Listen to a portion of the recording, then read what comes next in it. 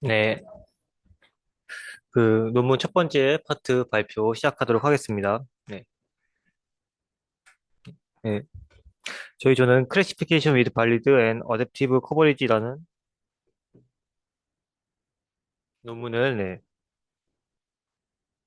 리뷰하려고 합니다. 네.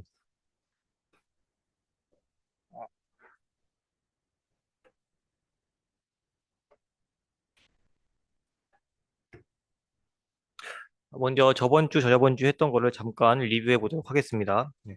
우리가 지난 시간, 저저번 시간까지 다뤘던 마지널 커버리지에 대한 개념을 짚고 넘어가도록 하겠습니다.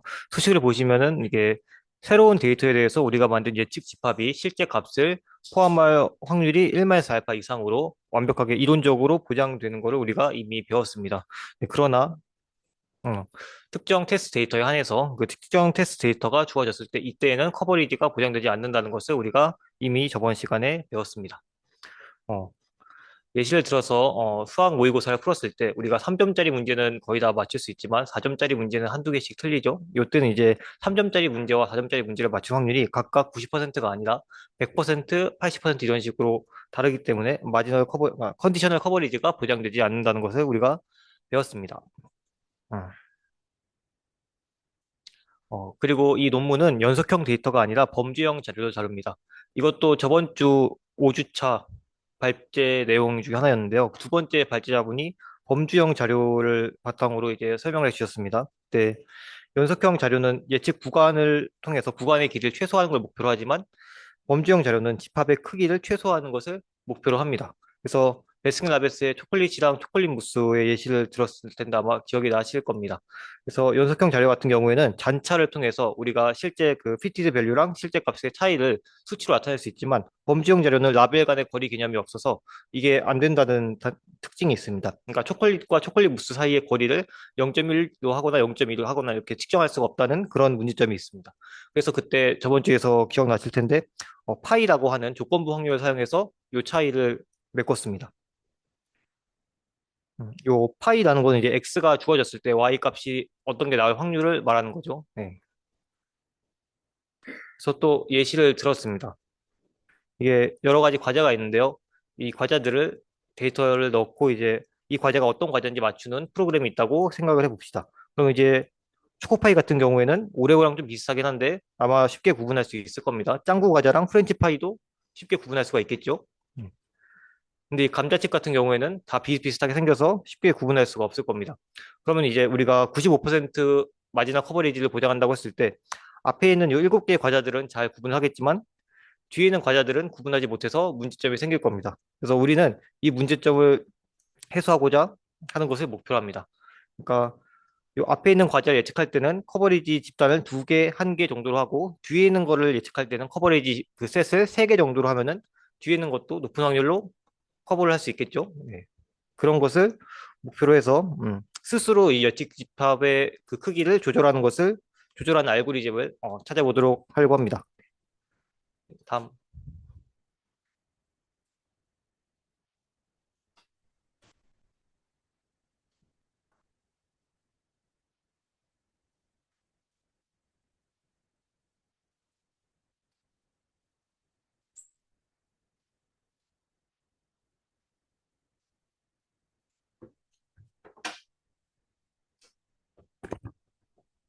네, 앞에서 설명해 주신 내용을 바탕으로 이어서 알고리즘에 대한 기본을 설명하기 위해서 넘겨받았습니다. 제가 이번에 설명할 파트는 오라클인데요. 오라클 저번에도 들었던 개념이라 다들 이야기는 익숙하실 텐데, 먼저 오라클 클래시파이어를 상상합니다. 즉, y, x에 대해서 기분되어 있을 때 y를 모두 안다고 생각하는 존재예요. 그래서 이 각 라벨 확률을 큰 순서대로 정렬해서 phi1, phi2 이렇게 쭉 내려나가면 누적 합이 타우라는 threshold를 넘는 최소 라벨 개수에 대해서 이야기한 값이 L이라는 수식입니다. 그리고 이 커버리지 레벨이 1-알파라고 목표로 할 때 이 결정론적 오라클 셋, 디터미니스틱한 오라클 셋은 상위 LK 라벨에 대해서 셋을 모집했다고 볼 수 있어요. 즉, 정답 포함 확률이 최소 1-알파가 되도록 하는 가장 결정론적인 집합입니다. 여기서 논문이 실제 숫자를 예시로 이야기를 해주는데요. 이렇게 수식만 보면 좀 이해하기 어려우실 테니까 바로 예시로 또 넘어가 보도록 하겠습니다. 어떤 x에 대해서 이 셋이 phi 1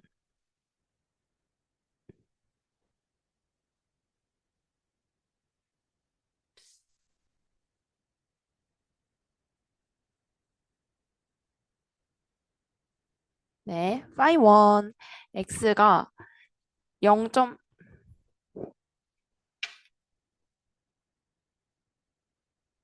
아, 고마워요. phi 1 x가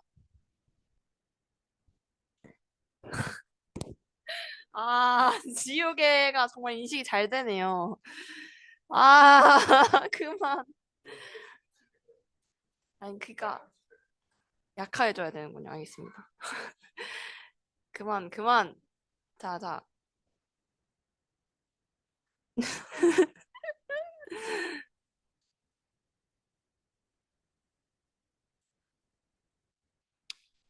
논문에서 기본 세팅을 이렇게 phi 1 x가 0.3이고 phi 2 x가 0.6이고 phi 3 x가 0.1로 둬요. 근데 이거를 우리가 확률이 큰 라벨부터 정렬을 해볼게요. 그럼 이제 괄호로 바뀌죠. 괄호로 했을 때 첫 번째 라벨은 0.6일 거고 두 번째 라벨이 0.3, 세 번째 순서가 0.1 이렇게 정렬을 할 수 있어요. 근데 이제 만약에 타오를 0.9라고 해볼게요. 그러니까 알파 값을 0.1로 두고 우리가 셋을 고른다고 해보면 먼저 0.6을 담아 봅니다. 그럼 0.9보다 아직 모자라죠. 그러니까 0.3까지 담으면 완벽하게 0.9 threshold에 해당하는 그 수준을 맞출 수 있어요. 그래서 이제 L을 2로 두고 이 오라클 셋을 상위 두 개의 값을 가져온다 해서 이 첫 번째 라벨과 두 번째 라벨을 가져오는 식으로 전개가 됩니다. 만약에 타워가 0.5면 어떻게 될까요? 딱 맞출 수가 없잖아요. 그래서 L이 1일 때 그 첫 번째 순서에 해당하는 값이 0.6이잖아요.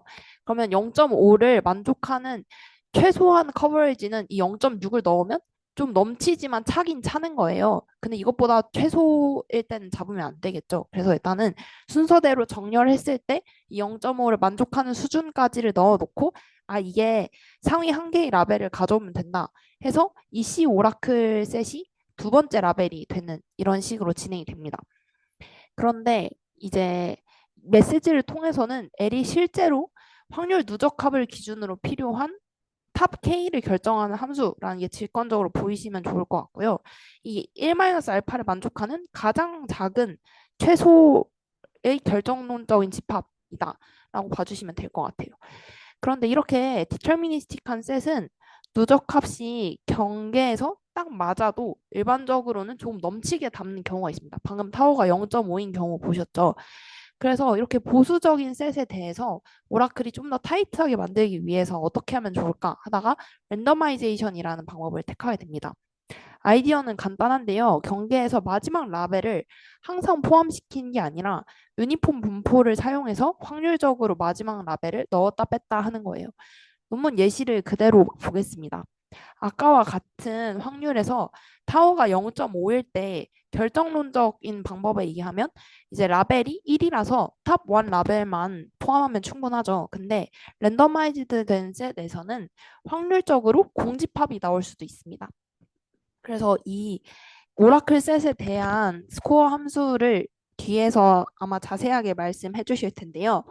y가 이제 이 v라는 임계값을 기준으로 b라는 임계값을 기준으로 u는 랜덤하게 생성되는 숫자일 거예요. 그래서 0에서 1 사이에 랜덤하게 생성되는 숫자인데 이 b 값에 따라서 얘보다 작으면은 제외하고 얘보다 이 랜덤하게 생성된 값이 크면은 마지막 라벨을 포함시키는 형식이라고 봐주시면 됩니다.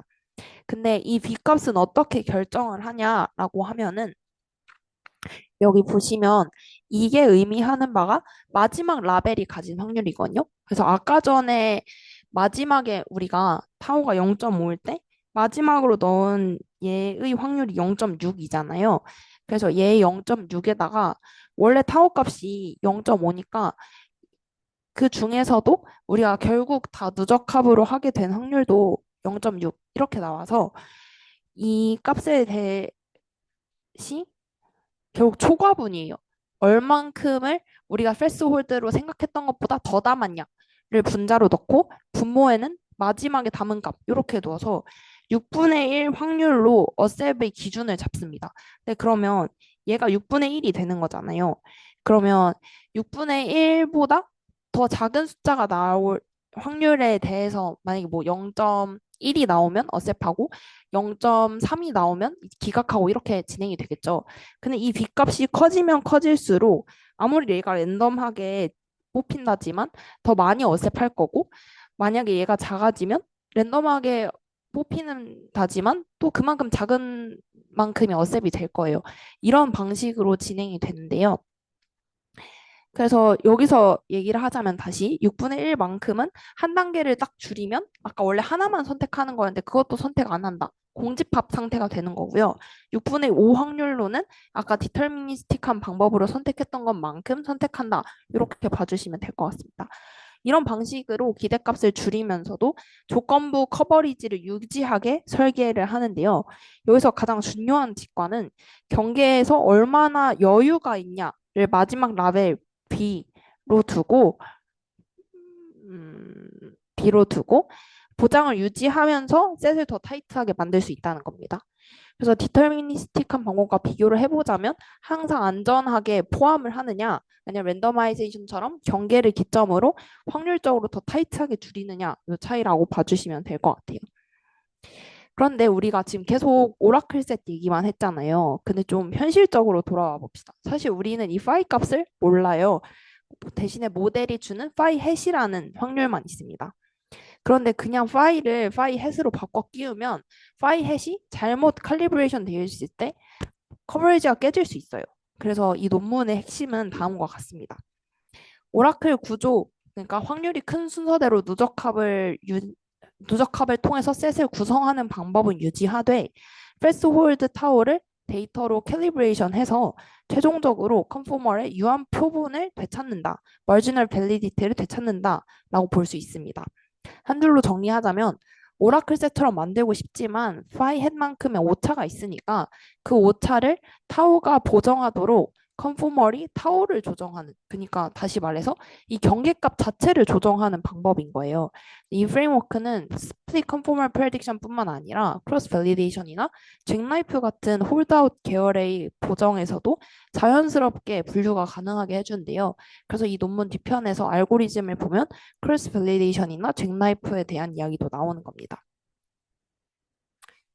이제 마지막으로는 관련 연구 문맥에서 이 논문을 한번 정리해 볼게요.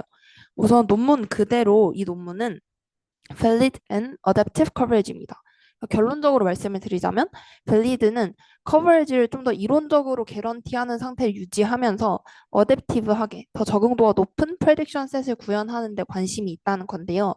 사실 이 어댑티비티란 말이 되게 익숙하시죠? 저희가 사장에서 처음 봤고 직관적으로도 이 적응도가 높을수록 프레딕션 셋이 더 유연하고 이상적인 모양에 가까워지겠죠.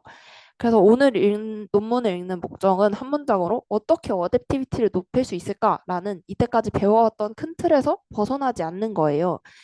그래서 우리는 이미 어댑티비티를 높이는 두 가지 관점을 배웠는데요. 먼저 첫 번째로는 커버리지 제약을 좀 더 강하게 가져간다. 이 stronger coverage constraint를 통해서 보장 수준을 높이기 위한 액션들을 고민하는 방법. 예를 들면 N수를 늘린다던가 하는 방법을 고민했었고요. 두 번째는 모델 베이스로 먼저 오라클 셋을 가정한 다음에 이 모델 F 햇이 오라클에 가까워지면 옵티멀 셋에 가까워진다라는 성질을 이용한 오장도 배웠어요. 근데 이 논문이 얘기하는 거는 이때까지 우리가 프레스홀드는 건드린 적이 없는데 알파를 건드려서 어댑티비티를 높여보자라는 거고요.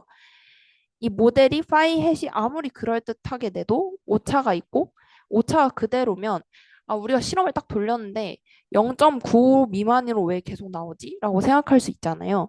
그래서 이 모델의 추정 오차가 타워의 캘리브레이션으로 흡수될 수 있도록 하는 게 이 세 번째 저희가 이때까지 배워왔던 흐름 속에서 있는 부분이라고 생각해 주시면 될 것 같습니다.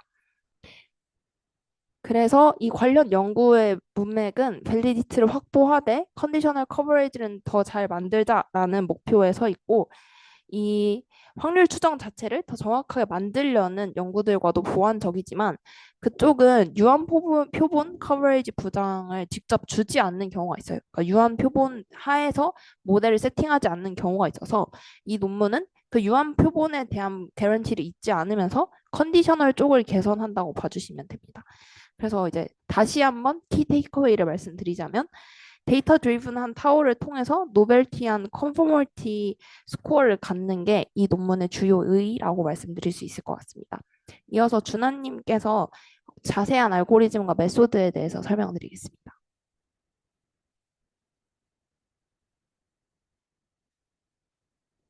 펜을 꽉 잡으면 바뀌어요.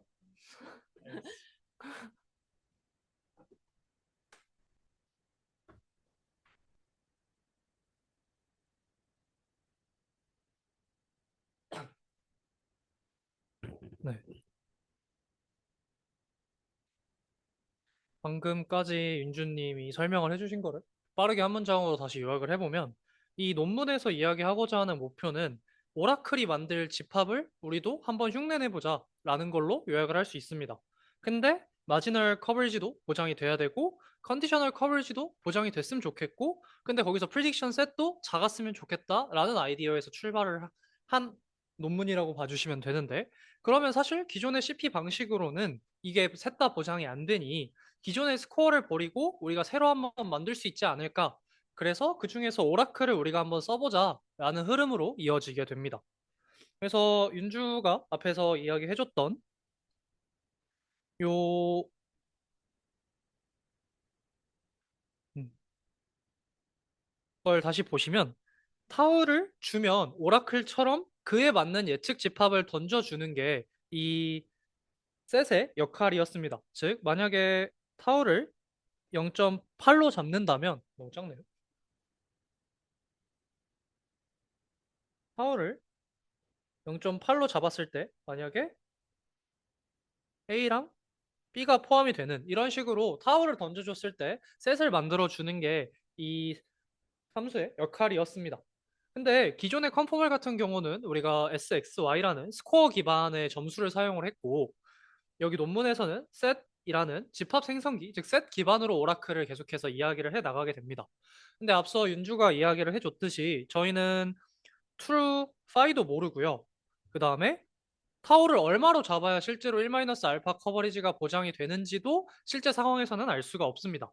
그래서 나온 게 저희가 처음에 나왔던 이 셋에서 추정치를 한번 써보자라는 아이디어가 그래서 나오는 겁니다. 실제 트루 값을 모르니 추정치를 사용을 해서 우리가 셋을 뽑으면 그걸 가지고 만들 수 있지 않을까라는 아이디어에서 출발을 했으나 타워를 얼마로 해야 1-알파가 보장되는지는 여전히 미정이고 심지어 파이가 틀릴 가능성이 매우 크며 x마다 각각의 난이도가 다르다는 점 때문에 컨디셔널 커버리지가 보장이 안 됐다는 것도 지난주 세션까지 해서 충분히 설명을 다 한 것 같습니다. 그러면 안 되는구나. 오라클을 썼는데 오라클 방법을 차용을 하려고 했는데 그래도 안 되네? 아, 그러면 다시 컨포멀로 한번 돌아가 보자 라는 게 이 논문의 주요 아이디어입니다. 근데 컨포멀은 스코어라는 구조를 가지고서 진행이 되고 여기 나와 있는 오라클 같은 경우는 S라는 셋을 통해서 진행이 되게 됩니다. 그래서 저희는 컨포머를 쓰기 위해서는 이 셋을 어떠한 하나의 스코어로 바꿔주는 작업이 필요하게 됩니다. 그래서 나온 게 Generalized Inverse Quantile Conformal Score입니다. 말이 되게 긴데 하나씩 설명을 잠깐 해보자면 일단은 이 S라는 집합은 타우를 크게 가져가면 가져갈수록 셋의 크기가 커지게 됩니다. 즉 타우가 0.2일 때는 A가 하나만 들어왔다가 타우가 점점 더 1에 가까워지면 모든 것을 다 포함하는 셋이 되는데 그러면 저희는 그 셋을 단조 증가 형태로 표현을 해볼 수 있으니 어떤 역함수 형태를 취해서 우리가 그 값을 뽑아볼 수 있지 않을까라고 해서 나온 게 이 EXY의 U의 파이햇입니다. 간단하게 EXY라고 이야기를 하고 계속해서 전개를 하겠습니다. 그래서 원래는 타우를 정해놓고 타우가 0.8이 되는 셋을 넣어줘 라고 했다면 우리는 S를 먼저 하나씩 키워가게 됩니다. A라는 걸 넣었을 때 타워가 몇 가지 되지? B라는 걸 넣었을 때 총 합이 타워가 몇 가지 되지? 이런 식으로 하나하나를 넣으면서 우리는 그 타워를 보게 됩니다. 즉, 기존에 가지고 있던 관점과 반대의 방향으로 생각을 하는 거기 때문에 인버스가 들어갔다라고 생각을 해주시면 좋을 것 같습니다. 그래서 이 EXY의 정의를 조금 풀어보자면 레이블 Y가 예측 집합에 들어가도록 만들기 위해서 필요한 최소한의 타우가 뭐냐? 즉 얘는 결국에 어떤 타우라는 값 하나로만 나오게 됩니다. 그래서 타우를 점점 키우면 타우가 점점 커지면 커질수록 이 셋 집합이 커지기 때문에 어느 순간 그 y가 처음 포함이 되는 순간이 생기고 그 처음 포함이 되는 순간을 우리는 EXY 그리고 각각의 e에 대해서 모든 1부터 n 플러스 1까지에 대해서 e의 i라고 앞으로 표현을 하겠습니다. 그러면 e의 크기가 작다라는 뜻은 y가 빨리 포함이 된다라는 뜻이고 e의 크기가 크다는 것은 끝까지 y가 들어오지 않는다라는 뜻입니다. 이렇게까지만 설명을 하면 사실 와닿지 않는 부분이 조금 있어서 차후에 알고리즘을 간단하게 설명을 하고 예시를 통해서 더 자세하게 설명을 해드리도록 하겠습니다. 그러면 저희의 기존 목적이었던 마지널 커버리지도 보장을 해야 되고 컨디셔널도 좀 보장을 잘했으면 좋겠고 프리딕션 셋도 잘 했으면 좋겠다라는 아이디어에서 시작을 한 거니 여기서 이야기하는 띠어럼 첫 번째는 이렇게 구성을 해도 마지널 커버리지가 잘 보장이 된다라는 이야기를 첫 번째에서 하고 있습니다. 요 부분까지가 그 내용이고요. 그 아래는 무슨 말이냐? 저희가 지지난 세션에서 상한에 대해서 이야기를 한번 했었던 것 같습니다. 1-알파를 보장하는 건 알겠는데 그럼 상한이 어디까지 보장이 되냐라고 했을 때 요 수식을 봐주시면 되는데 여기서 절대값 i2처럼 보이는 게 절대값은 아니고요. i2 이따 설명을 드릴 i1과 i2로 전체 n개의 데이터를 분할을 했을 때 나오는 캘리브레이션 데이터 셋입니다. 그 셋의 개수를 저렇게 표현을 해놨다라고 이해해 주시면 되고 데이터가 교환 가능하고 모델이 순서에 민감하지 않으면 저희가 흔히 하던 가정이고 알고리즘 1, 즉 스플릿 CP에서 적용을 하는 경우에 1-알파 이상의 커버리지를 보장을 해준다는 게 이 띠어럼의 내용입니다. 그리고 상한은 어느 정도가 되냐? 1-알파에서 이 부분을 더한 만큼의 상한이 되는데 여러분이 보시면 알 수 있다시피 데이터가 커지면 커질수록 저 부분은 0으로 가기 때문에 어느 정도 1-알파 수준에서 놀고 있음을 확인을 해볼 수 있습니다. 자세한 증명이 논문의 뒤에 서플리멘터리에 붙어 있기도 하고 논문 주요 페이지에서 증명을 다루고 있지는 않아서 관심 있으신 분은 논문을 보거나 혹은 뒤에 민준이가 만들어 놓은 자료 증명을 참고해 보시면 이해에 도움이 많이 되실 것 같습니다. 그럼 스플릿 CP 알고리즘이 어떻게 구성이 되어 있나를 한번 보도록 하겠습니다. 크게 달라진 부분이 없어서 하나씩 빠르게 보도록 하겠습니다. 우선 데이터를 1부터 n까지 그리고 xn 플러스 1 그리고 블랙박스 러닝 알고리즘은 그냥 임의의 하나의 알고리즘을 의미를 합니다. 그리고 알파 수준을 0에서 1로 저희는 항상 잡죠. 그리고 데이터를 i1과 i2로 쪼개고 i1은 트레이닝으로 i2는 캘리브레이션으로 사용을 합니다. 그리고 앞서서 윤주가 어떤 U를 대입을 해서 랜덤성을 부여해 준다고 했는데 전체 데이터가 나오는 그 확률을 고르게 분포시키고 타일을 만들지 않기 위해서 넣는 하나의 장치라고 생각을 해주시면 될 것 같습니다. 그 다음에 저희는 1부터 n까지의 i1에 대한 데이터에 대해서 학습을 진행을 하게 되고요.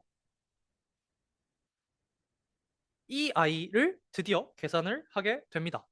이 i라는 거는 아까 그 데이터셋을 포함을 했을 때 나오는 타워 값이 얼마냐를 이야기를 하는 내용이었죠. 그래서 이 i 값을 모아서 저희는 새로운 분위수 퀀타일을 다시 구하게 됩니다. 그리고 나서 퀀타일 6번 구하는 과정이고요. 7번 같은 경우는 그럼 그 퀀타일을 구한 걸 바탕으로 프리딕션 셋을 누적합이 타워보다 커질 때까지 구성을 하겠다라는 게 이 알고리즘의 내용이 됩니다. 그래서 마지널 커버리지, 즉 원래 저희가 이야기를 했었던 스플릿 CP 상황에서 모델이 아무리 개판이어도 마지널 커버리지는 언제나 보장이 된다는 것도 앞에서 나온 증명으로 보여드렸고요. 만약에 알고리즘이 컨시스턴트하고 데이터가 충분히 많다면 오라클과 거의 비슷해지는 상황이 나온다고 논문에서 이야기를 하고 있습니다. 이해를 돕기 위해서 빠르게 예시를 한번 들어보도록 하겠습니다. 만약에 커버리지는 1-알파로 고정을 하겠습니다. 뭐 예를 들어서 알파가 0.2로 잡아서 0.8 정도의 커버리지를 가지고 있다고 생각을 해보겠습니다. 그리고 저희가 이미 해왔던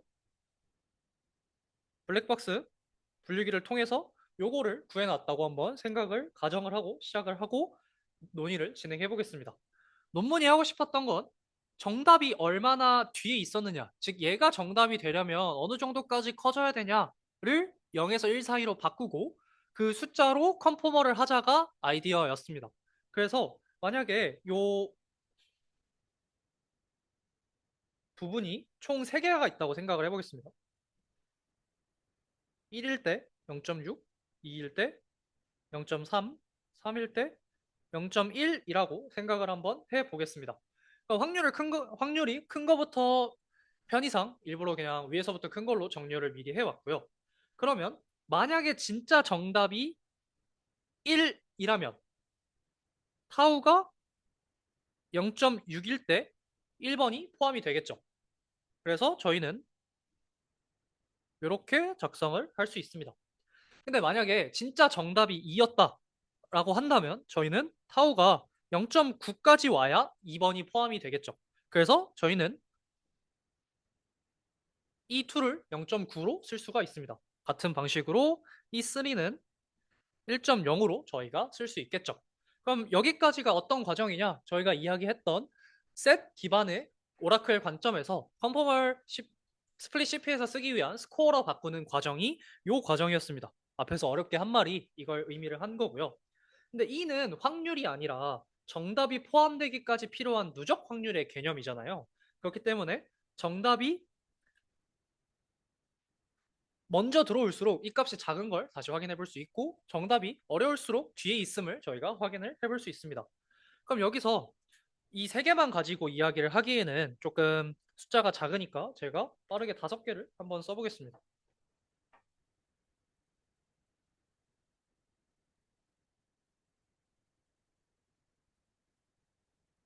이런 상황이 있다고 생각을 한번 해보겠습니다. 편의상 일단은 정렬을 그냥 해왔고요. 여기서 저희는 그 다음 과정 6번 퀀타일을 구해야겠죠. 아까 0.8로 잡아놨으니 대략적으로 분위수가 0.91이라는 퀀타일이 나오게 됩니다. 그럼 이 시점에서 우리는 어떻게 해야 되느냐? 새로운 모델 X뉴에 대해서 저희는 항상 Y에 여러 가지를 넣어보면서 진행을 과거에 했었는데 만약에 새로운 X뉴에 대해서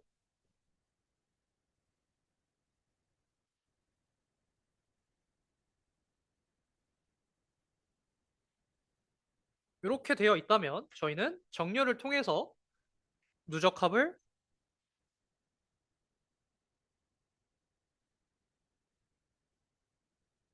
이런 식으로 계산을 누적을 해볼 수 있겠죠.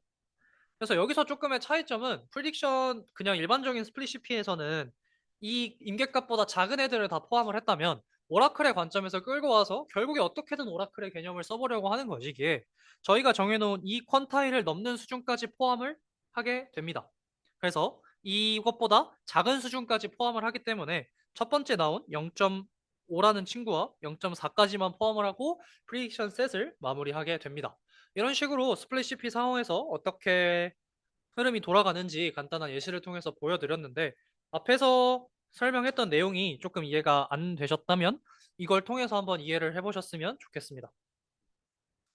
다음은 크로스 밸리데이션과 잭나이프에 대해서 간략하게 설명을 해보도록 하겠습니다. 얘네는 일단은 왜 쓰냐? 저희의 이번 주 발제 주제가 요 두 내용인 걸로 알고 있는데 스플릿 CP는 결국에 고질적으로 데이터를 분할을 해야 되기 때문에 추정이 불안정해지고 그 추정의 신뢰도가 떨어진다는 특징을 가지고 있습니다. 그러면 분할을 안 하면 되는 거 아니냐라고 했을 때 저희는 풀 CP가 어떤 단점을 가지고 있는지도 이미 충분히 설명을 했습니다. 그러면 어떠한 방법이 없을까라고 했을 때 나온 게 크로스 밸리데이션 그리고 잭나이프다라고 봐주시면 될 것 같습니다. 얘는 알고리즘을 먼저 설명을 하고 뒤에 커버리지가 보장이 되더라라는 이 흐름으로 한 번 더 설명을 해드리겠습니다. 데이터를 총 K개의 집합 K개로 그룹화를 하려고 합니다. 즉 N개의 데이터를 N개의 데이터 만약에 100개라고 생각을 해볼까요? 그리고 K가 5라면 총 20개의 그룹이 나오겠죠? 그러면 이 20개의 그룹을 어떻게 저희는 트레이닝을 할 거냐?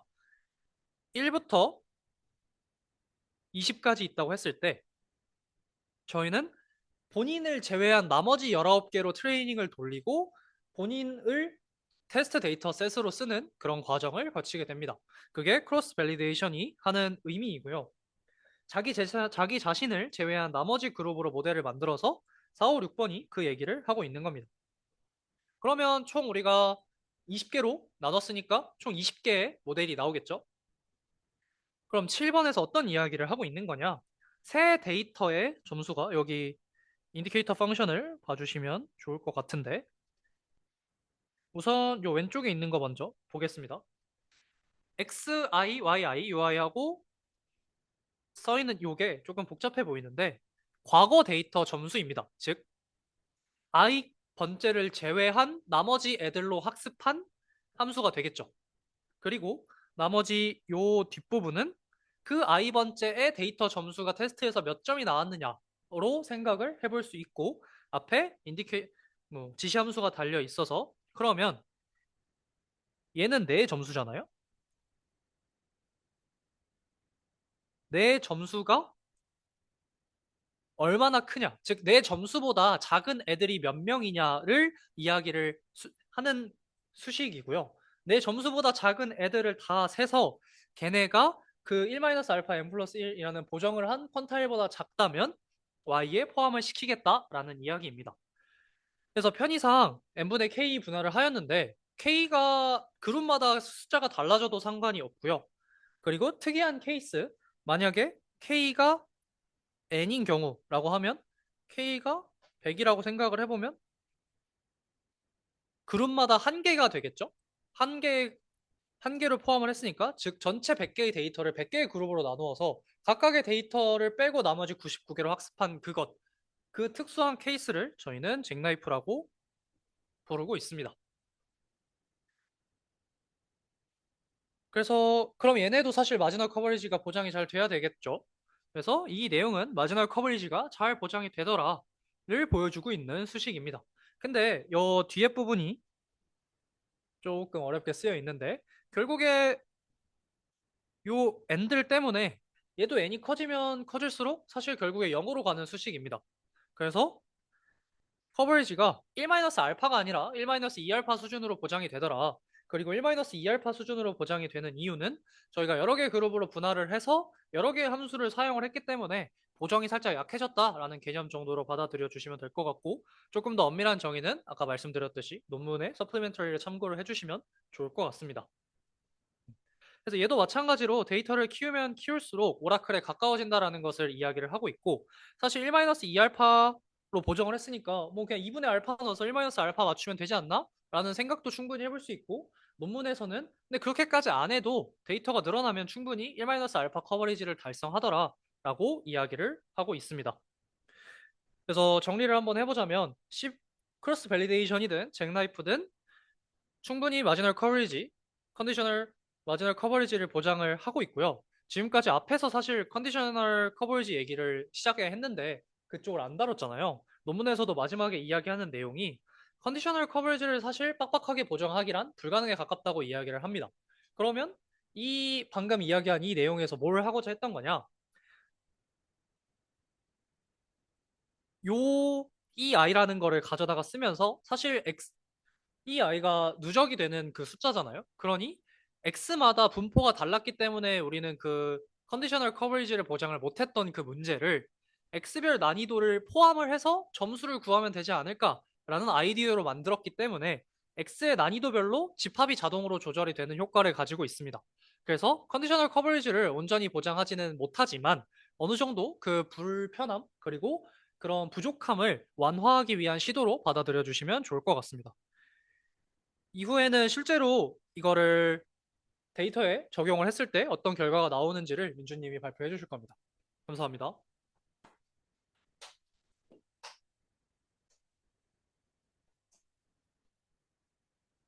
네.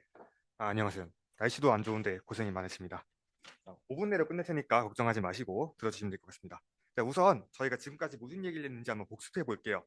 자, 오라클이 뭐였냐면 저희가 컨디셔널 디스트리뷰션에 대한 어떤 완벽한 논리치를 가지고 있는 걸 저희가 오라클이라고 했습니다.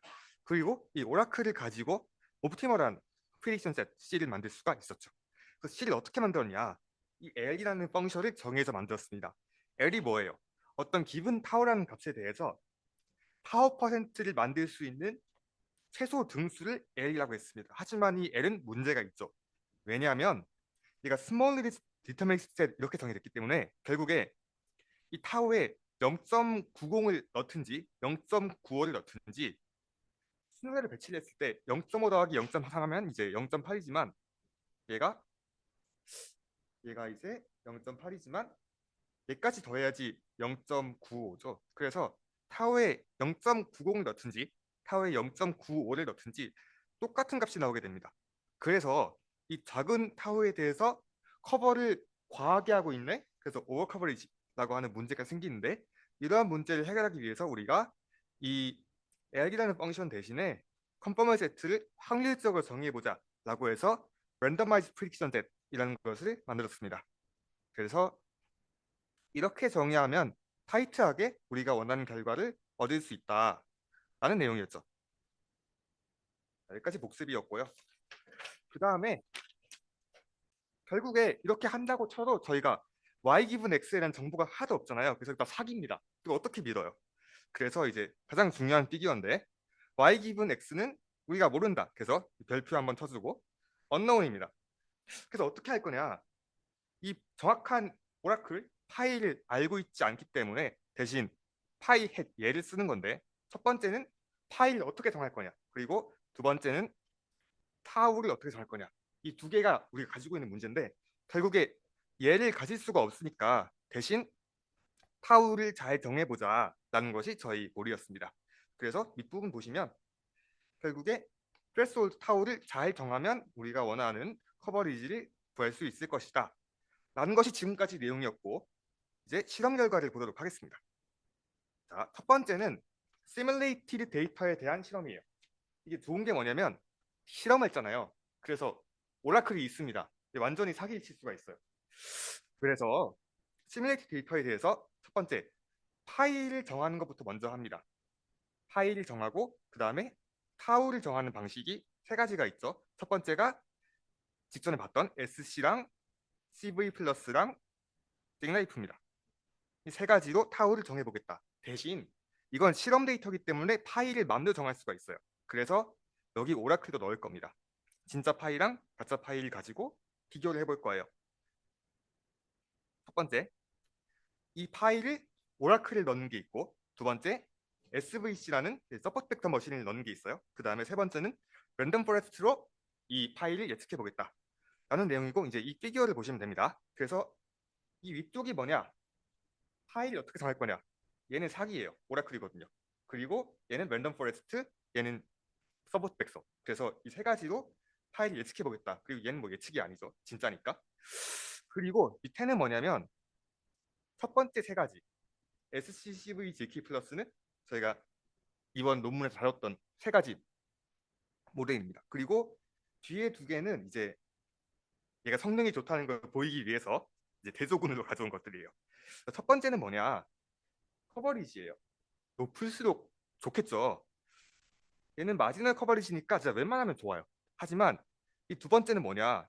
이 지금 얘네들이 지금 성능이 상당히 안 좋은데 이게 뭐 하는 거냐라고 봤더니 얘는 월스트 슬라이스라 그래요. 그래서 WS인데 그래서 이제 최대한 못 맞추게 슬라이스를 한 거예요. 그렇게 컨디셔널을 시켜놓고 한번 실험을 해봤더니 우리가 한 3개 이게 성능이 확실히 좋더라. 그리고 얘네는 안 좋더라. 이 끝입니다. 두 번째는 뭐냐? 얘는 그 컨포멀 세트의 크기예요. 카디널리티라고 하는데 이쪽으로 갈수록 크기가 큰 겁니다. 당연히 크기가 작을수록 좋겠죠. 우리가 신뢰 구간이 100% 신뢰 수준이 100%면 솔직히 뭐예요? 아무런 의미가 없잖아요. 그래서 이쪽으로 갈수록 성능이 좋은 거고 여기도 이쪽으로 갈수록 성능이 좋다라고 보시면 되겠습니다. 아, 그래서 결론은 뭐냐? 우리가 하는 게 성능이 좋다. 이 정도고 세 가지 메소드에 대해서는 SC가 조금 성능이 안 좋습니다. 어디를 보면 좋냐면 살짝 크기가 크죠. 그래서 SC가 좀 성능이 안 좋지만 SC가 압도적으로 빨라요. 그래서 이제 시간상의 이점이 있다라고 보시면 되겠고, 잭나이프 경우는 가장 성능이 좋은데 대신 컴퓨테이셔널 코스트가 좀 제일 많이 듭니다. 그 정도가 있습니다. 이 다음엔 이제 리얼 데이터로 하는 건데, 얘는 이제 마이스 프로틴 익스프레션이라는 데이터로 한 겁니다. 그래서 여기 보면 이제 얘는 오라클이 없죠. 왜냐면 사기 실수가 없으니까. 그래서 이 세 가지로 파이 헷 얘를 프리트하고, 그다음에 앞쪽 세 개는 우리가 논문에서 얘기했던 거, 그다음에 뒤에 세 개는 이제 안 좋다는 걸 보이기 위해서 바꾼 겁니다. 그래서 얘는 커버리지니까 이쪽으로 갈수록 좋은 거고, 그다음에 오른쪽 똑같이 컨포먼스 세트의 크기니까 이쪽으로 갈수록 좋은 겁니다. 그래서 보면 앞이랑 추세가 똑같아요. 그래서 SC가 가장 성능이 안 좋지만 빠르다. 그리고 그 잭나이프가 가장 성능이 좋지만 느리다. 그래서 맨 마지막 데이터를 보시면 이제 여기는 이제 데이터가 너무 커가지고 잭나이프를 못 돌려요. 그래서 이 두 가지만 써보겠다. 대신 SC는 성능이 안 좋지만 빠르고 나머지는 성능이 좋지만 느리다. 그리고 우리가 논문에서 소개하지 않은 것들 다 안 좋다라고 보시면 되겠습니다. 그래서 끝났습니다. 하여튼 여기까지고, 그 질문이나 코멘트 있으신가요? 1분 넘겼네요. 죄송합니다. 질문이나 코멘트 있으신가요? 네.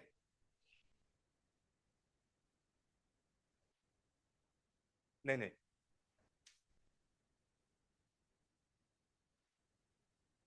네. 네, 그쵸. 파일을 정확하게 알면 저희는 사기를 치는 겁니다. 근데 사기를 못 치잖아요. 그래서 이제 타워로 해결을 해보겠다라는 것이 논문 주제였습니다. 혹시 간사님 코멘트 있으신가요?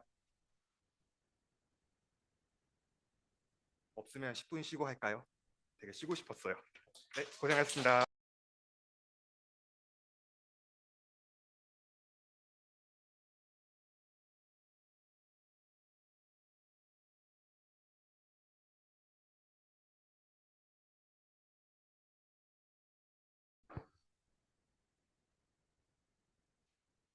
빠르게 끝낼게요.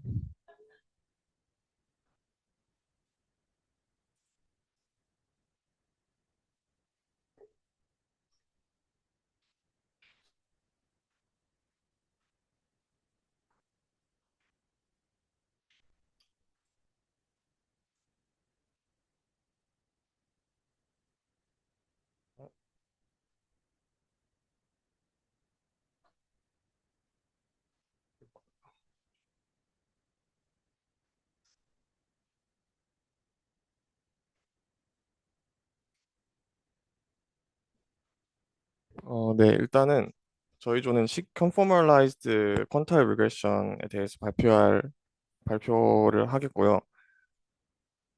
네, 일단 제 파트는 그 Conformalized Quantile Regression에 대해서 들어가기에 앞서 그냥 일반적인 Quantile Regression에 대해서 설명을 하도록 하겠습니다. 그래서 Quantile Regression에서의 목표가 뭐냐? 목표는 일단 입력 변수 x가 주어졌을 때 타깃 변수 y의 특정 분위수를 추정하는 것입니다. 그래서 이걸 수식으로 나타낸 게 화면 아래쪽에 보이는 네, 이 식이 되겠고요. 이때 저희가 이제 봐야 되는 부분은 이제 이 식은 어, 이론적인 조건부 분위수 함수인데 이제 여기서는 이제 이론적인 그 CDF인 F의 분포를 안다고 가정하고 작성한 퀀타일 리그레션 식이 되겠고, 사실 저희는 F의 분포를 모르기 때문에 데이터를 기반으로 이 QX 함수를 추정을 해야 됩니다. 그래서 이게 퀀타일 리그레션의 목표이고요. 이거를 추정하기에 앞서서 일단은 저희가 F의 분포를 알고 있다라고 가정을 해보겠습니다. 그러면은 저희는 앞서서 이 공식을 알고 있기 때문에 하위 알파 로우 퍼센트의 퀀타일 함수를 알 수 있고, 그다음에 알파 하이 그 퍼센트의 퀀타일 함수를 알 수가 있습니다. 그러면 이제 저희는 이 두 개의 함수를 가지고 그 예측 구간을 만들 수가 있습니다. 저희는 그 예측 구간은 단순히 Q 알파 로우 X를 아래쪽 시작으로 하고 Q 알파 하이를 끝쪽 시작으로 설정을 할 수가 있습니다. 그리고 이때 그 Q 알파 로우 X 함수식을 보시면 이 Q 알파 로우는 이 CDF인 F를 2분의 알파 이상으로 만드는 값들 중에 인피멈이 되겠고, 그 다음에 Q 알파 하이 X의 식을 보면은 이 CDF를 1-2분의 알파 이상으로 만드는 그 인피멈 y 값이 됩니다. 그래서 이 두 개를 바탕으로 예측 구간을 만들게 되면은 맨 아래쪽에 보이는 이 조건부 커버리지를 성립한다라는 것을 직관적으로 쉽게 알 수가 있습니다. 근데 이제 현실에서는 F의 분포를 모르기 때문에 어떻게 하면 QX를 추정할 수 있을지에 대해서 저희는 질문을 할 수가 있어요. 그래서 답은 사실 어렵진 않은데 그냥 저희가 알고 있는 선형 회귀 분석과 비슷한 방법으로 QX를 추정하게 됩니다. 그래서 비교를 위해서 선형 회귀 분석의 목적 함수랑 이제 퀀타일 리그레션의 목적 함수를 가져왔는데요. 선형 회귀 분석 같은 경우에는 저희가 관심이 있는 함수가 이 뮤x가 되겠죠. 그래서 이 뮤x를 어떻게 찾냐면 잔차의 제곱인 yi 빼기 뮤xi를 제곱을 해서 그래서 즉 손실함수가 잔차의 제곱이 됩니다. 퀀타일 리그레션도 사실 마찬가지인데요. 저희가 이제 구하고 싶은 게 QX 해시겠죠. 근데 이제 여기서는 손실함수를 잔차의 제곱이 아니라 이 로 알파라고 하는 손실함수를 사용을 해서 이거를 최소화하는 방법으로 이 퀀타일 리그레션 식을 찾게 됩니다. 그래서 이 손실함수를 핀볼 로스라고 부르는데 일단 이 함수의 형태를 먼저 보면은 y의 추정치인 y 햇이 만약에 y보다 작으면 알파라는 가정치를 부여하게 됩니다. 반면에 이제 만약에 y의 추정치인 y 햇이 y보다 크거나 같으면 1-알파라는 가정치를 부여를 합니다. 사실 이게 딱 이렇게만 봤을 때는 어떤 의미인지 직관적으로 알아보기 힘들 것 같아서 예시를 하나 갖고 왔습니다. 그래서 예를 들어 알파를 저희는 0.95, 즉 저희는 y의 95% 분위수를 찾고 싶다라고 생각을 해보겠습니다. 그래서 만약에 저희가 y 햇을 추정을 했는데 그게 y보다 작다. 그러면은 알파가 0.95이기 때문에 0.95만큼의 페널티를 부여하고 만약에 y 햇이 y보다 크면은 1-알파인 0.05만큼의 페널티를 부여하게 됩니다. 근데 이제 저희는 이 손실함수인 rho를 최소화하는 게 목적이기 때문에 어, 이거를 최소화하려고 하는 회귀선을 찾게 되면은 그 회귀선의 95%의 데이터는 y 그 예측선 밑에 있도록 만들고 5%의 데이터만 예측선 위에 있도록 만들게 됩니다. 지금 보이는 그림이 제가 방금 설명한 그 내용을 그림으로 시각화한 그림인데 일단 가운데 보이는 이 점선은 그냥 일반적인 주황색 선은 일반적인 그 OLS 회귀선이 되겠고 초록색 선이 95% 분위수를 예측한 회귀선입니다. 이 그림을 보시면 아시겠지만 점이 총 100개가 있는데 즉 데이터의 개수가 100개고 저희가 이제 95%를 추정하는 회귀선을 구해봤더니 5개의 점들만 이 회귀선 위에 있고 나머지 95개의 데이터는 회귀선의 아래쪽에 위치해 있는 것을 알 수가 있습니다. 그래서 결국은 그 앞선 손실함수를 최소화하려고 했는데 그 네, 작은 가중치를 부여하기 위해서 95개는 초록색 선 밑으로 하게 하고 5개만 위에 만들도록 한 것을 알 수가 있습니다. 그래서 이 방법으로 저희가 Q 햇을 구했다면 그 네, 이거를 통해서 예측 구간을 추정을 할 수가 있겠습니다. 근데 사실 문제가 하나 있는데 어, 저희는 이제 데이터를 통해서 신뢰 구간을 추정한 것에 불과하기 때문에 신뢰 구간이 아니라 예측 구간을 추정한 것에 불과하기 때문에 앞서 봤던 그 조건부 커버리지가 성립하는 것을 보장할 수 없다는 문제가 있습니다. 이 이유에는 뭐 여러 가지가 있을 수 있는데 뭐 첫 번째는 데이터의 샘플의 개수가 적어서 뭐 표본이 모집단을 대표하지 못할 때 그럴 수가 있고 혹은 모델의 형태가 잘못 가정되어 있을 때도 커버리지가 성립하지 않을 수 있습니다. 예를 들어서 실제 데이터의 분포는 복잡한 비선형을 따르는데 저희는 그냥 선형 퀀타일 리그레션을 사용해서 예측을 했다면 이 커버리지가 성립하지 않을 수 있겠죠. 그래서 결국에는 저희는 이 커버리지 문제를 도입하기 위해서 컨포멀라이즈드 퀀타일 리그레션을 도입했다라고 이해해 주시면 됩니다. 네, 제 발표는 여기까지입니다.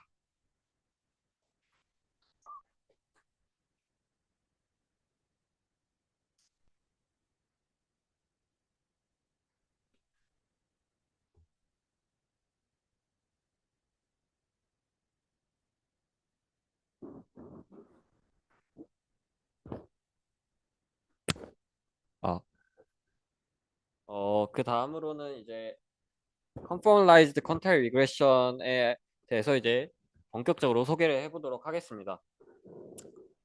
먼저 저희가 3주차에 Split Conformal Prediction에 대해서 배웠었죠. 그때 같은 경우에는 이제 디스크리트한 데이터에 대한 그 Split Conformal Prediction을 적용한 방법에 대해서 배웠는데, 이제 앞으로는 이제 컨티뉴어스한 데이터에 대해서 Split Conformal Prediction을 해야 되거든요. 그래서 그거에 대해서 먼저 살펴보고 가도록 하겠습니다. 그리고 이제 써놓긴 했는데, 논문에서 이 CQR이 풀이랑 스플릿 모두 다 가능은 하다고 하는데, 사실 풀에 대한 설명은 없고 스플릿 컴포넌트 프레딕션에 대한 설명만 있어가지고, 이제 저희도 스플릿 컴포넌트 프레딕션에 대한 CQR에 대해서 소개를 하도록 하겠습니다. 그래서 이제 컨티뉴어스한 데이터에 대해서 이 스플릿 컴포넌트 프레딕션을 어떻게 사용하냐를 보면은, 사실 디스크리트한 경우랑 똑같습니다. 근데 이제 살짝 다르긴 한데, 이제 역시나 데이터를 두 개로 쪼개요. 이제 트레이닝 셋과 그다음에 칼리브레이션 셋으로 나누고, 그다음에 트레이닝 셋을 이용해 가지고 모델을 적합합니다. 근데 대신에 이제 여기서는 회귀 모델을 사용하게 되는 거죠. 그리고 스코어 펑션 같은 경우에는 이제 다음과 같이 잔차로 두고 스코어 펑션을 한 다음에 이제 칼리브레이션 셋을 가지고 스코어들을 계산하게 되죠. 그리고 나서 이제 퀀타일 레벨에 해당하는 그 퀀타일 값을 찾아가지고 최종적으로 이제 예측 집합을 이렇게 만들게 됩니다. 그래서 디스크리트한 경우에서는 이제 예측 집합이 됐었는데, 이제 얘는 컨티뉴스한 데이터이기 때문에 이제 예측 구간으로 나타난다는 것을 이제 확인해 볼 수 있습니다. 근데 이제 예측 구간을 좀 자세히 살펴보면은 한 가지 특징을 확인할 수가 있는데요. 바로 이제 예측 구간의 길이가 이제 테스트 데이터와는 상관없이 항상 그 컨타일 값의 2배로 나타나는 것을 확인할 수가 있습니다. 보시면은 테스트 데이터가 바뀌면은 이 뮤 햇은 바뀌지만 이 Q 값은 변하지가 않는단 말이에요. 그래서 예측 구간의 길이가 항상 일정하게 나타난다는 것을 확인해 볼 수가 있습니다. 근데 이 경우가 사실 데이터가 동분산적이라면은 사실 문제가 없는데, 데이터의 분산이 바뀌는 이분산적인 데이터의 경우에는 문제가 발생하게 됩니다. 그 경우를 이 사진을 통해서 확인해 볼 수가 있는데요. 왼쪽의 경우가 기존의 스플릿 컴포넌트 프레딕션을 사용한 결과입니다. 그래서 예측 구간의 길이가 항상 일정하다는 것을 확인해 볼 수가 있죠. 근데 데이터의 분산이 점점 커지고 있기 때문에 이제 어떤 데이터에 대해서는 예측 구간이 너무 보수적으로 잡히고, 어떤 데이터에 대해서는 그렇지 않게 잡히게 되는 것을 확인해 볼 수가 있습니다. 사실 저희가 원하는 경우는 이렇게 예측 구간의 길이가 달라지면서 이분산적인 데이터를 잘 나타내도록 그 예측 구간을 설정하는 것인데, 기존의 스플릿 컴포넌트 프레딕션 방법으로는 이를 달성할 수가 없게 된 겁니다. 그래서 도입된 것이 바로 이제 CQR인데요. 그래서 목표를 보시면은 마지널 커버리지를 보장하면서 이분산적인 데이터에 굉장히 효과적인 어댑티브한 구간을 만들자라는 게 이 CQR의 목표가 되게 됩니다. 그래서 이제 차근차근 한 단계씩 살펴보면은, 일단 기존 스플릿 컴포넌트 프레딕션이랑 똑같이 데이터를 두 개로 나눕니다. 트레이닝 셋과 칼리브레이션 셋으로 먼저 나누고요. 그리고 이제 트레이닝 셋을 이용해 가지고 모델을 적합하는데, 이때 이름에서 알 수 있듯이 앞서 봤던 퀀타일 리그레션을 사용하게 됩니다. 그래서 퀀타일 리그레션을 사용하게 되면은 우리가 어떤 상한선이랑 하한선을 구할 수가 있겠죠. 근데 앞에서 설명했듯이 사실 이 Q 값만 가지고도 이제 X에 따라서 예측 구간의 길이가 바뀌는 그 예측 구간을 다음과 같이 설정을 할 수가 있습니다. 근데 이거를 바로 사용할 수 없는 이유가, 아까 말했던 것처럼 얘는 휴리스틱하기 때문에 커버리지를 수학적으로 보장하지 않게 됩니다. 그래서 여기서 이제 칼리브레이션 셋을 가지고 이 예측 구간을 보정을 해줘야 됩니다. 그래서 우리가 스코어 펑션을 어떻게 정의할 것이냐, 다음과 같이 스코어 펑션을 정의하게 되는데요. 이 스코어 펑션이 사실 이렇게 수식으로만 보면은 좀 와닿지 않아가지고 이 그림을 통해서 설명해 드리도록 하겠습니다. 그래서 정말 좀 크게 보자면은, 이 스코어 펑션은 만약에 예측 구간, 우리가 이 퀀타일 리그레션을 통해 구한 퀀타일 예측 구간 안에 데이터가 실제로 존재하면은 마이너스 음수 값을 가지게 되고요. 스코어 값이. 그렇지 않고 바깥에 존재하면은 플러스 값을 가지게 됩니다. 이거를 이제 하나의 데이터에 대해서 좀 자세하게 살펴보면은 어떠한 한 XI에 대해서 XI라는 칼리브레이션 셋의 데이터에 대해서 YI가 크게 네 가지의 위치에 존재할 수 있거든요. 그러니까 상한선보다 크게 Y가 존재할 수도 있고 예측 구간 안에 존재하지만 상한선에 가까이 존재할 수도 있고 그 다음에 예측 구간 안에 존재하지만 하한선에 가깝게 존재할 수도 있고 아니면 예측 구간의 하한선보다도 작을 수도 있습니다. 그래서 각각의 경우를 살펴보면은 먼저 1번이랑 4번 이 경우에는 예측 구간 밖에 존재한다는 것을 우리가 알 수가 있는데요. 이 경우에는 이 스코어 값이 언더 커버리지를 의미하게 됩니다. 즉 1번의 그 스코어 값은 여기를 의미하게 되고 그다음에 4번의 스코어 값은 여기를 의미하게 되는데 얘는 언더 커버리지 정도로 모델이 예측한 퀀타일 예측 구간이 최소한 이 스코어 값만은 더 커야지 데이터를 포함할 수 있다라는 것을 이 스코어 값이 의미하게 됩니다. 반면에 2번과 3번 이 경우 같은 경우에는 오버 커버리지 정도를 나타나게 되는데요. 이 모델이 예측한 이 퀀타일 구간이 최소한 이 스코어 값만큼은 더 적어도 데이터가 들어온다라는 것을 의미하게 됩니다. 그래서 이 스코어 값들을 가지고 우리가 아까 스플릿 컴포넌트 프레딕션에서 했던 것처럼 퀀타일 레벨에 해당하는 퀀타일 값을 구해주게 되고요. 그리고 최종적으로 예측 구간을 다음과 같이 설정하게 됩니다. 그러면은 어떤 효과가 일어나느냐? 만약에 데이터가 이렇게 바깥에 존재하는 경우가 많다면 칼리브레이션 셋에서 그러면 스코어 값들도 양수인 게 많겠죠. 그러면은 그 퀀타일 값 역시도 양수가 될 거고 그럼 최종적으로 이 예측 구간에서 하한선의 양수를 빼주고 상한선의 양수를 더해주니까 예측 구간의 길이가 기존의 모델이 예측한 것보다 커지게 됩니다. 보정이 된 거죠. 만약에 예측 구간 안에 들어온 퀀타일 예측 구간 안에 들어온 데이터가 더 많다면 그럼 스코어 값도 당연히 음수가 더 많을 것이고 그러면은 하한선에는 음수를 빼주니까 하한선은 올라가고 상한선은 줄어들면서 예측 구간이 좀 줄어들게 됩니다. 보정이 된 것을 확인할 수가 있는 거죠. 그래서 이 칼리브레이션 셋을 가지고 퀀타일 리그레션으로 예측한 퀀타일 값을 보정해 줌으로써 커버리지까지 수학적으로 보장이 된다는 것을 알 수가 있습니다. 여기까지가 파트 2의 내용이었습니다. 감사합니다.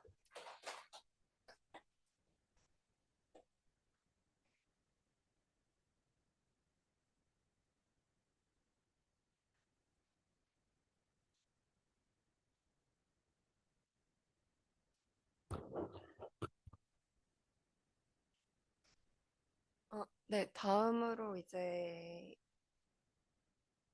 네, 파트 3로 넘어가겠습니다. 이 논문을 보시면 이제 방금 건우님께서 설명하신 내용이 이제 Theorem 1에 대한 내용인데 이 부분이 논문을 읽어보시면 알고리즘 1로 구성이 되어 있는데 저는 이제 그 부분 뒤에부터 이어서 설명을 하도록 하겠습니다. 앞서 논문 1팀에서 설명했던 내용과 좀 겹치는 부분이 있는데 그런 부분은 이제 빠르게 넘어가고 새롭게 추가된 부분 위주로 설명을 하도록 하겠습니다.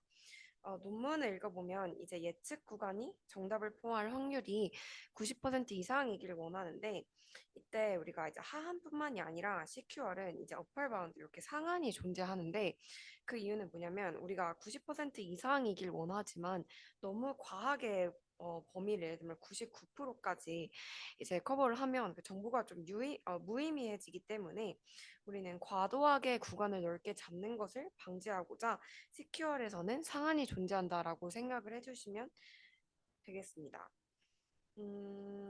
일단은 우리가 새로운 데이터 Y가 예측 구간 안에 들어오는지에 대해서 확인을 하고 싶은데 이거를 우리는 다르게 생각을 할 수가 있는데 이런 문제를 우리가 n 플러스 1번째 그 에러 점수가 요 구간 커트라인 안에 들어오는지에 대한 문제로 바꿔서 대입해서 해석을 할 수가 있습니다. 여기 수식 12를 보시면요. 지금 이렇게 조건부가 걸려 있는데 여기서 뒷장에서 바로 설명을 할 거지만 이 퀀타일 리그레션 우리가 설정한 있던 베이스 모델은 고정을 시키고 그 다음에 이제 커버리지 예측을 성공할 확률에 대해서 궁금한 건데 우리 앞에 여기 위에서 본 요거를 그대로 대입을 해서 요게 어차피 동치 명제이기 때문에 요거를 이 부분으로 우리가 구한다라고 생각을 해주시면 됩니다. 그러면 왜 이 부분을 조건부로 고정하는지에 대해서 간략히 짚고 넘어가자면 우리가 이제 트레이닝 셋으로 훈련시킨 모델을 고정을 시키고 이렇게 모델을 고정시켜야 되지 시켜야만 이제 우리가 캘리브레이션 셋과 이제 새로운 데이터를 동등하게 비교할 수 있는 상태가 됩니다.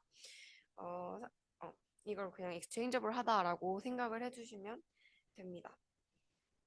이제부터 이제 뒤에 이제 앞서 이제 수식 13 이런 걸 다 증명을 하기 위해서는 몇 가지 레마를 짚고 넘어가야 되는데 좀 많아요. 근데 어, 절대 제가 빨리 끝내고 싶어서 그런 게 아니고 정규 세션 때 발제를 했을 때 좀 다룬 증명들이 많아서 좀 간략하게 짚고 넘어가도록 하겠습니다.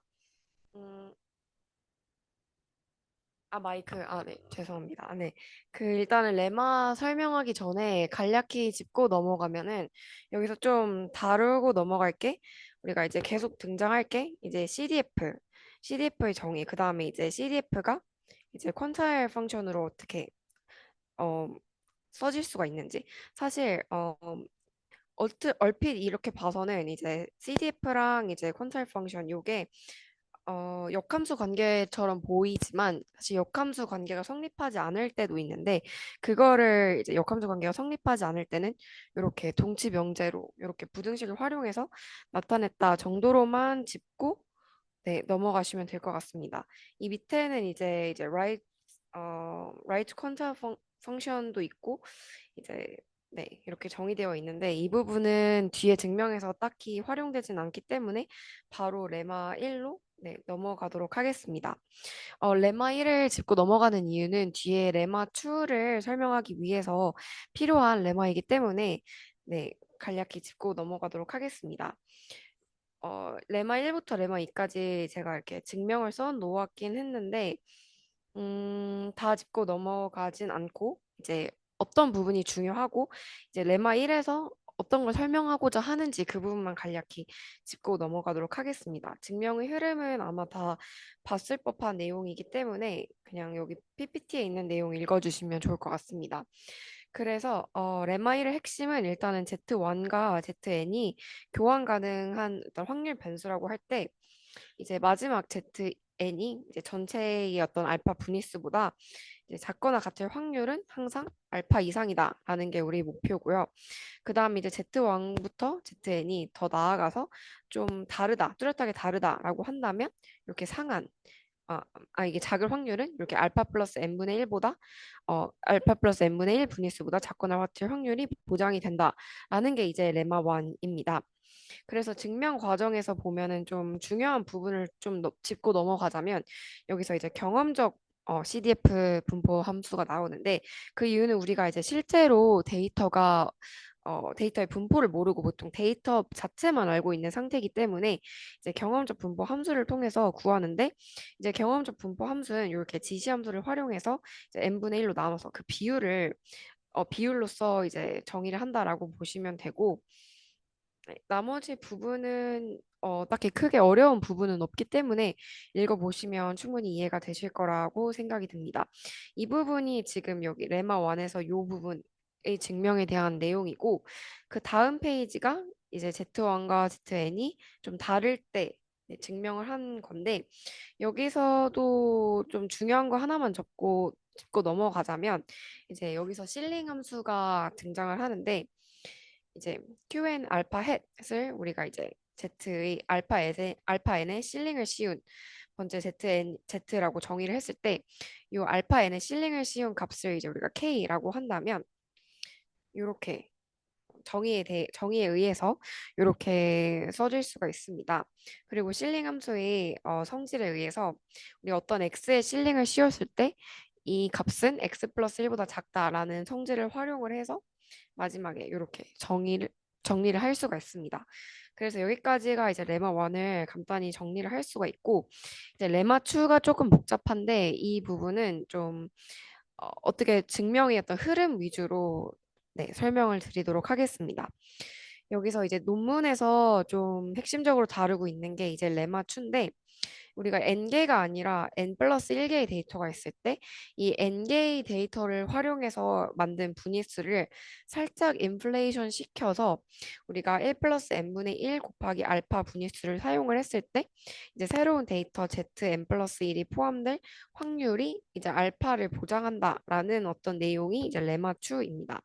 그래서 증명의 흐름을 설명을 하면은 이제 논문의 일부, 그러니까 논문의 증명 부분을 제가 한 줄 한 줄 발췌를 해서 옆에다가 붙여놨는데 일단은 이 부분 증명을 간략히 설명을 하자면 일단 이 부분 이게 동치식이다라는 걸 증명을 하기 위해서는 일단 첫 번째로 이 방향으로 한번 증명을 해야 되고 반대 방향으로 증명을 해야 되는데 지금 첫 번째 슬라이드에 있는 것은 일단 첫 번째 요 두 번째 방향부터 설명을 해 놓은 거거든요.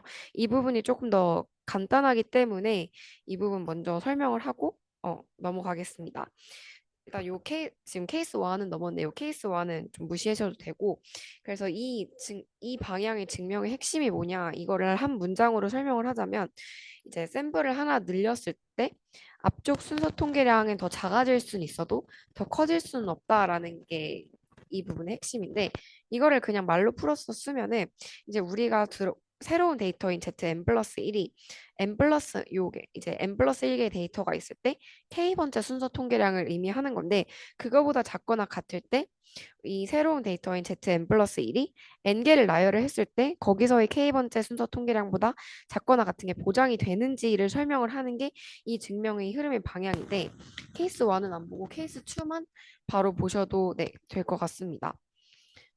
이 케이스 2가 이제 설명을 하는 것은 우리가 요거를 그냥 좀 길게 써놨는데 말로 좀 간단히 풀어서 쓴다면 우리가 SN은 이제 Z1부터 ZN까지 포함해 놓은 집합이라고 생각을 하시면 되고 그러면 마찬가지로 SN 플러스 1은 Z1부터 ZN 플러스 1까지 데이터들을 넣어놓은 집합이라고 생각을 해주시면 됩니다. 그러면은 이 SN 플러스 1에서 그 ZN 플러스 1보다 작은 원소의 개수를 세면 되는데 여기 보면 되듯이 ZN 플러스 1 자기 자신을 제외한 원소들 중에서 ZN 플러스 1보다 작은 값의 개수는 정확히 K-1개가 됩니다. 그 경우는 어떨 때인지 한번 보면은 ZN 플러스 1이 SN의 K번째 자리에 끼어드는 경우 이 케이스인 경우에 요 식이 성립한다라는 것을 알 수가 있습니다.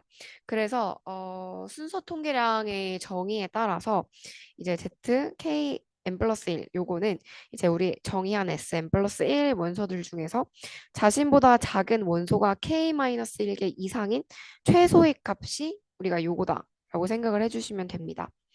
네, 그래서 결과적으로는 ZN 플러스 1보다 사실 작은 게 여기서는 정확히 K-1개이기 때문에 ZKN 플러스 1이 사실은 ZN 플러스 1이 된다라는 것을 확인할 수가 있습니다. 그래서 이 부분 증명이 됩니다. 그래서 예시를 통해서 확인을 한다면 우리가 N은 4, K는 2라고 했을 때 우리가 처음에 새로운 데이터가 들어오기 전에 집합을 이렇게 구성했다라고 생각을 해볼게요. 그럼 Z24 요거는 이제 4개의 원소들 중에서 두 번째 순서 통계량이니까 0.4라고 할 수가 있는데 우리가 만약에 0.3이라는 새로운 원소가 추가됐다라고 하면은 정렬을 하면 여기 사이에 껴 있겠죠. 그러면은 우리가 5개의 데이터 중에 두 번째 순서 통계량은 이제 새로 유입된 데이터까지 합쳐서 우리가 고려를 하게 되기 때문에 0.3이다라는 것을 확인할 수 있습니다. 이는 원래 순서 통계량인 이제 0.4보다 작거나 같다라는 것을 확인할 수가 있는데 이 예시를 통해서 우리 앞서 증명을 또 할 수가 있습니다. 그러면 이제 또 앞서서 그 동치미 명제를 활용하기 위해서 아까는 방금 전까지는 이제 두 번째 방향을 봤는데 이제는 요 첫 번째 방향을 보면 되는데 이 부분도 간단히 그냥 개요만 설명을 하자면 여기서는 이제 증명 방법이 이제 카운팅 얼규먼트 즉 zn 플러스 1이 n개 중 k번째보다 작으면 최대 k-1개만 zn 플러스 1보다 클 수 있다라는 거를 바탕으로 이제 증명을 할 수가 있습니다. 그래서 n 플러스 1개 중에서 k번째보다 작다면 이제 n개 중에서도 따졌을 때 k번째보다 작을 수밖에 없다라는 논리로 이제 증명을 전개를 할 수가 있습니다. 네, 이것도 읽어보시면 네, 이해할 수 있을 거라고 생각이 듭니다. 네, 그리고 이제 다음 부분을 넘어가면은 요 논문에서 요 부분 설명하는 게 요건데 이것도 어찌 보면 너무 직관적인 게 이제 zn 플러스 1이 만약에 n번째 중에 k번째 순서 통계량보다 작거나 같으면 이 n 플러스 1개 중에서 k번째 순서 통계량은 요 두 개 중에 맥스인 값이다 라는 것을 그냥 직관적으로도 확인할 수가 있는데 이를 통해서 얘는 당연히 zn 플러스 1 어차피 맥스 중에 선택이 됐기 때문에 얘는 당연히 zn 플러스 1보다 크다라는 게 너무나 자명하다라는 것을 알 수가 있습니다. 네. 그래서 네, 여기도 제가 좀 예시를 좀 써놨는데 이것도 읽어보시면 네, 될 것 같습니다. 이 부분은 이제 어떤 게 맥스가 선택이 되는지 이 부분에 대한 설명이라서 이것도 그냥 PPT 읽어보시면 네, 될 것 같습니다. 그래서 이제 레마추의 어느덧 마지막 증명 부분까지 오게 되었는데요. 사실 이 부분은 이제 앞서 맨 처음 레마 1 전에 넣어놨던 부분을 확인하시면 쉽게 이해가 될 겁니다. 이 부분은 이제 n개의 데이터를 기준으로 한 1 플러스 n분의 1 알파의 분위수를 설명하는 부분이고 요거는 이제 n 플러스 1 네, 개의 데이터 중 알파 분위수를 써놓은 식인데 사실상 우리가 관심 있는 것은 이렇게 n 플러스 복잡 n개의 데이터를 기준으로 이렇게 복잡하게 분위수를 특정 분위수를 따지는 것이 아니고 n 플러스 1번 n 플러스 1개의 데이터가 들어왔을 때 알파의 분위수를 따지고 싶은 게 우리의 최종 관심사기 때문에 이 동치 명제에 따라서 이 식을 가지고 끌고 내려오면 됩니다. 네, 우리가 레마 1에서 제가 다시 돌아갈 수는 없지만 그 레마 1에서 그 증명한 식이 있는데 거기서 이제 우리가 n 플러스 1을 그냥 대입을 하면 되는 거거든요. 그래서 이 m 자리에 n 플러스 1을 대입을 하고 zi에다가 zn 플러스 1을 대입을 하고 네, 요거를 대입을 하면 네, 레마 추가 이렇게 증명이 됩니다. 그래서 결과적으로 요걸 확인을 한다면 요 확률이 사실 알파보다 알파라는 하한을 갖고 알파 플러스 n 플러스 1분의 1이라는 상한을 갖는다라는 것이 이제 레마추의 핵심적인 내용입니다.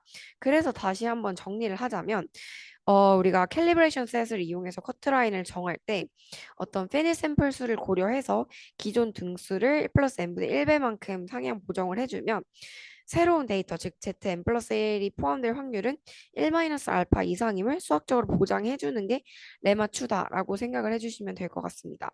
그래서 우리 다시 돌아와서 우리 앞에서 수식 12, 13을 봤는데 여기서 수식 13이라는 것은 그 레마추에서 여기서 알파 대신에 그냥 1-알파를 대입했다라고 보시면 될 것 같습니다.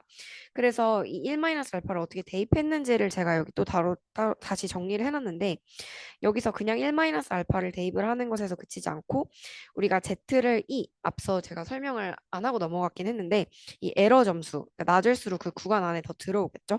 이 에러 점수로 바꾸고 우리는 CQR에서 이거를 해석을 하고 있기 때문에 n도 이제 캘리브레이션 셋으로 바꿔서 네, 대입을 해주시면 이렇게 바꿀 수가 있다라는 것을 확인할 수가 있습니다.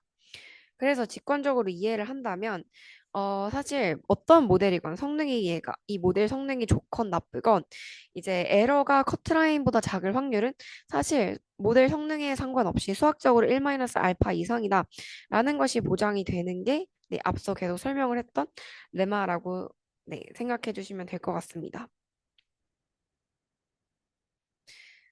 PPT가 조금 이게 깨졌긴 했는데 네, 앞서 제가 맨 처음 PPT 슬라이드에서 이제 구간을 너무 과하게 잡으면 좀 무의미하다라고 설명을 했었는데 네, 그래서 이제 CQR은 이제 상한을 도입을 하는 건데 여기서 요거를 좀 쪼개서 생각을 해보면 우리 기존의 캘리브레이션 셋의 크기에다가 데이터 한 개, 즉 새로운 데이터, 테스트 데이터가 들어와서 이거를 이제 분모에 넣어주고 네, 우리가 사실 실제로는 컨티뉴어스한 데이터를 다루지만 요거 지금 요 식은 사실 랭크를 의미하는 건데 사실 데이터의 개수가 유한계이기 때문에 사실 확률 자체는 연속적이지 않고 이렇게 계단식으로 디스크리티한 구조를 띈다라고 생각을 해주시면 될 것 같습니다. 그래서 좀 정리를 하자면 CQR의 커버리지는 수학적으로 발생할 수 있는 최소한의 오차 범위 내에서만 넘기고, 그래서 무작정 넓게 99%까지 넓은 구간을 잡는 것이 아니라 좀 유한한 표본 내에서 도달할 수 있는 좀 타이트한 구간을 생성한다. 그래서 이거는 논문에서 이렇게 표현을 한다라는 것을 확인할 수가 있습니다. 네, 거의 다 왔습니다. 지금까지 설명한 게 Theorem 1입니다, 사실. 근데 여기서 좀 한계점을 짚고 넘어가기 위해서 네, 두 가지 짚고 넘어가는 게 있는데요. 이제 실제 우리가 실무에서 적용을 할 때 좀 고려사항이 몇 가지가 있는데요. 첫 번째로는 이제 네, 너무 과하게 보수적으로 잡는다. 지금 계속 누누이 설명을 했던 건데 이제 초기 구간이 넓으면 CQL 보정 후에도 구간 효율성이 저하가 되기 때문에 우리는 이를 퀀타일 튜닝으로 해결합니다. 우리가 기존의 베이스 모델로 잡았던 퀀타일 리그레션의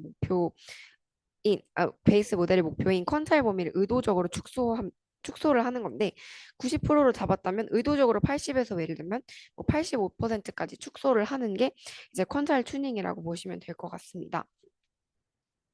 네, 두 번째로는 이제 딥러닝에서의 코스트인데 좀 계산 비용이 좀 이제 만약에 우리가 이제 로얼 퀀타일과 이제 어퍼 퀀타일 두 개를 사용하게 되면은 두 개를 사용해서 모델을 두 번 학습시키게 되면 계산 비용도 두 배가 증가가 되는데 이런 문제를 해결하기 위해서 이렇게 각각의 따로 학습시키기 위해 모델을 두 개 도입할 필요가 없이 이거를 모델 하나에서 학습시키다라는 차원에서 이제 조인트 에스티메이션으로 해결할 수가 있습니다. 그래서 하나의 신경망을 공유를 해서 출력층에서만 두 개의 노드로 분기를 시키고 대부분의 파라미터를 공유를 해서 우리가 만약에 로얼 퀀타일에서 학습을 미리 시켰다. 그러면은 어퍼 퀀타일에서도 또 어차피 비슷한 학습 메커니즘으로 작동할 거기 때문에 파라미터를 공유를 해서 학습 효율을 극대화시키는 해결 방안인 조인트 에스티메이션을 이용할 수 있다라는 것을 알 수가 있습니다. 그래서 Theorem 1의 한계는 정리를 하자면 양쪽 꼬리의 균형이 맞지 않는 경우 리스크가 존재한다. 즉 예를 들면 우리가 에러율을 10%로 보장했다, 에러율을 10%로 맞췄다라고 생각을 해볼게요. 그러면은 이런 경우도 있을 건데 만약에 왼쪽 꼬리에서 10%의 에러가 발생하고 오른쪽 꼬리에서는 에러가 아예 발생하지 않는 이런 리스크가 존재를 할 수 있기 때문에 이런 리스크를 해결하는 게 바로 Theorem 2라고 해서 보시면 될 것 같습니다. 그래서 이 Theorem 2는 한마디로 정리를 하자면 각 양쪽 꼬리를 컨트롤한다라고 생각을 해주시면 될 것 같습니다. 그래서 lower bound와 upper bound를 에러를 각각 계산을 하고 커트라인도 각각 따로 이렇게 잡는다라고 생각을 해주시면 될 것 같습니다.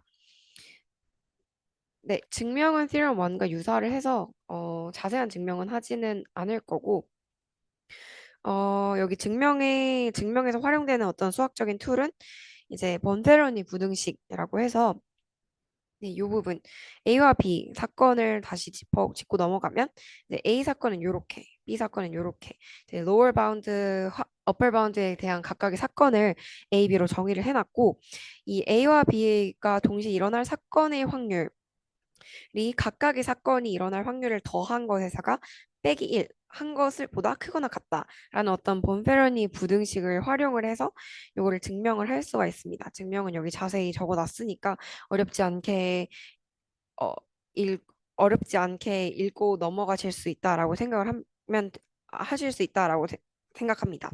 그래서 이렇게까지 증명을 하게 되면 우리가 최종적으로 1-알파 네, 로어 바운드, 어퍼 바운드 요걸 합쳐서 알파라고 치면은 우리가 1-알파 이상의 확률을 보장을 하게 되는데 이로써 우리가 양쪽 꼬리의 균형을 맞추면서도 전체 커버리지를 만족시키는 이제 Theorem 2가 네, 증명이 된다라는 것을 확인할 수가 있습니다. 네, 이상입니다.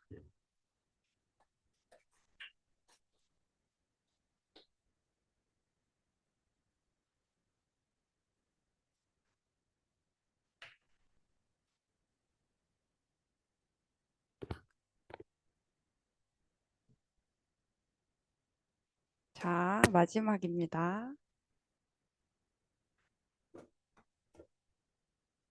자, 앞에서는 이제 이론적으로 CQR이 유한집합에서 커버리지를 보장하고 이분산성이 존재하는 상황에서도 이제 프레딕션 길이를 적응적으로 조절한다는 내용을 다루었습니다. 그래서 이제 실제로도 그런지 저자들이 이제 실험한 내용을 제가 얘기해 드릴 텐데 이제 실험 세팅을 보면은 11개의 회귀 벤치마크 데이터셋, 엄청 많이 데이터셋 사용해서 우리는 정말 공정하게 실험을 했다라는 걸 보여주고 이거를 20번의 랜덤 트레인 테스트 스플릿을 합니다. 그러니까 각 데이터셋을 한 번 쓰는 게 아니라 그 트레인이랑 테스트 걸 나누는 거를 20번을 한 거죠. 한 데이터에 대해서. 그래서 그중에 40%를 트레이닝 데이터로 쓰고 40%를 캘리브레이션 그리고 테스트 데이터를 20%를 사용했습니다. 그리고 목적으로 하는 커버리지는 90%입니다.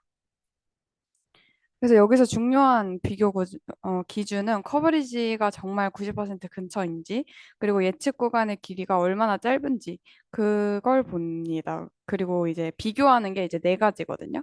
첫 번째가 표준 스플릿 컨포멀 프레딕션이어서 우리가 기본적으로 계속 다루었던 조건부 평균을 예측한 뒤에 캘리브레이션 셋의 절대 잔차를 이용해서 프레딕션 인터벌을 만듭니다.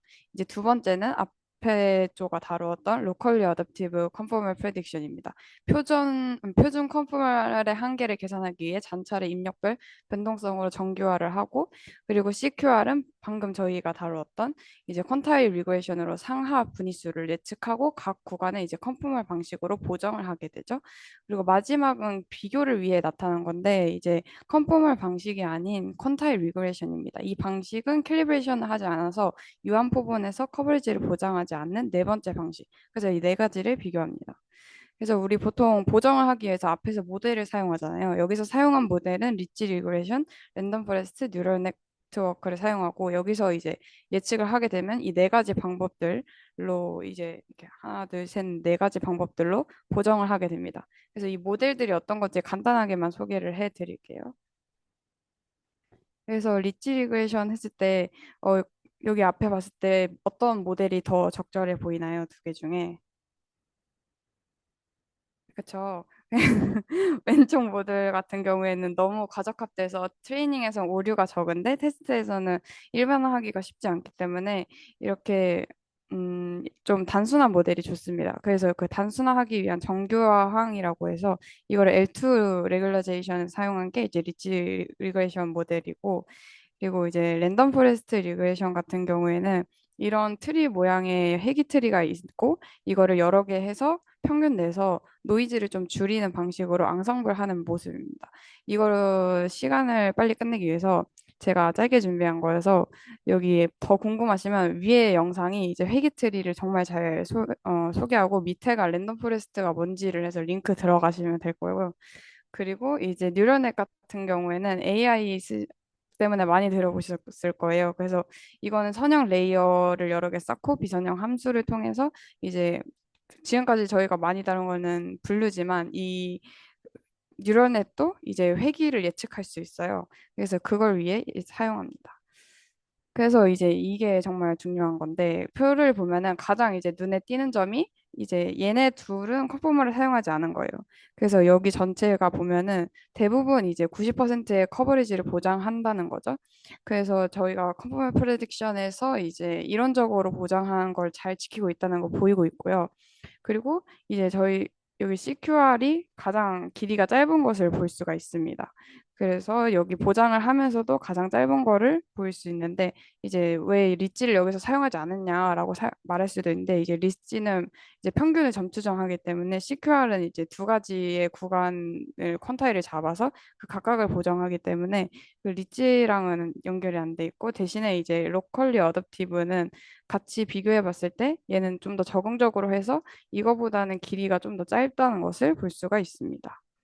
그래서 결론을 내보자면 CQR 같은 거는 컨포멀 프레딕션이랑 퀀타일 리그레이션 두 가지의 장점을 결합한 거고, 컨포멀 프레딕션의 어떤 장점을 가져왔냐? 약한 교환성을 가정하면서 유한 부분에서 커버리지를 이론적으로 보장하고, 그리고 퀀타일 리그레이션은 분위수를 직접 학습해서 이분산성에 따른 예측 구간의 길이를 적응적으로 조절한다는 게 저희 논문의 이제 장점이었습니다.